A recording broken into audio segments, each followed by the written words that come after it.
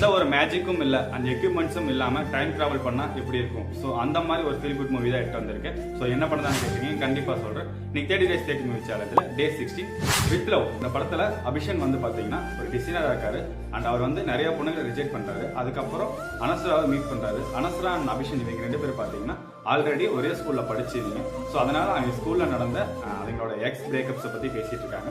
அதுக்கப்புறம் அனஸ்ரா சொல்கிறாங்க, ஏன் நம்ம 2 பேரும் நம்மளோட எக்ஸை மீட் பண்ணி இன்னொரு ப்ரொபோஸ் பண்ணக்கூடாது சொல்கிறாங்க.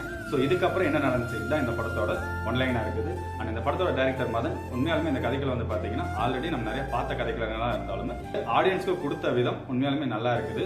இந்த படத்தில் அபிஷனோட ஆக்டிங் உண்மையாலுமே நல்லா இருக்குன்னு தான் சொல்லுவேன். ஏன்னா பிரதீப் ரங்கநாதனை இன்ஸ்பயர் பண்ணி நிறைய காமெடிகள் இந்த படத்தில் பண்ணியிருக்காரு. படத்தில் அனஸ்ராவோட ஆக்டிங் உண்மையாலுமே ஒரு சப்போர்ட்டிவ் ரோல் தான் சொல்லுவேன். ஏன்னா நமக்கு இந்த மாதிரி ஒரு கேர்ள் ஃப்ரெண்ட் கிடைச்சிடாதா அப்படின்னு சொல்லி நம்மளை ஏங்க வச்சுட்டாங்கன்னு தான் சொல்லுவேன். அண்ட் இந்த படத்தோட சினிமாட்டோகிராஃபர் உண்மையாலுமே நல்ல ஒர்க்குன்னு தான் சொல்லுவேன். கூல் சீக்வன்ஸ் ஆகட்டும், அந்த எக்ஸ்லவர் தேடி போகிற விதங்களாகட்டும் நல்லபடியாகவே காட்டியிருக்காரு. அண்ட் இந்த படத்தோட மியூசிக் டைரக்டர் நிறைய சாங்கள் வந்து படத்தோட கேட்கும்போது நல்லா இருக்கு, அண்ட் தனியாக கேட்கும்போது ஆடியன்ஸுக்கு கொஞ்சம் டச் ஆகுதுன்னு தான் சொல்லுவேன். இந்த படம் ஃபேமிலி ஆடியன்ஸ் ஆகட்டும் அண்ட் யங்ஸ்டர்ஸ் ஆகட்டும் இந்த வேலண்டைன்ஸ் டேக்கு ஒரு ஒன் டைம் வாட்சபிள் மூவி இருக்கும். நீங்க கண்டிப்பாக இந்த படத்தை நீங்கள் தேட்டரில் போய் வாட்ச் பண்ணி பாருங்க.